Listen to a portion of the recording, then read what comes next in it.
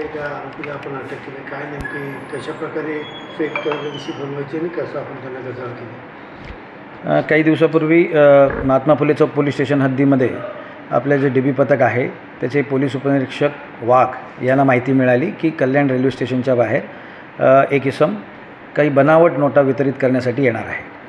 सदर माहितीच्या अनुषंगाने एका इसमाला ताब्यात घेतलं आणि त्याचा सर्च घेतला असता त्याच्याकडून 13,000 रुपये किमतीचे 500, 200 आणि 100 रुपये दराच्या भारतीय चलनी बनावट नोटा मिळून आल्या. सर, हा कुठला आहे? कशा प्रकारे हे नोट बनवायचे? बनावट म्हणजे काय? ते स्वतः बनवायचा, काय करायचं, कुठनं आणायचा? सदर आरोपीविरुद्ध गुन्हा दाखल करण्यात आलेला आहे. त्याला अटक करून त्याच्याकडे चौकशी केली असता त्याने त्याला सदरच्या नोटा ज्या आहेत त्याला दिल्ली येथे एका शोएब नावाच्या इस्माने दिल्याचं त्यांनी सांगितलं आहे. त्याप्रमाणे आमचा त्याच्यामध्ये तपास सुरू आहे. तो इकडे ते नोटा कोणाला द्यायला आला होता?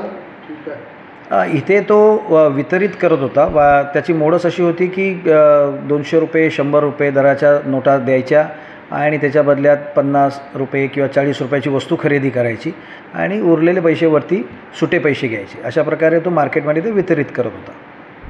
सर, ही मोठी टोळी असण्याची शक्यता आहे का आणि त्या अनुषंगाने तपास सुरू आहे का?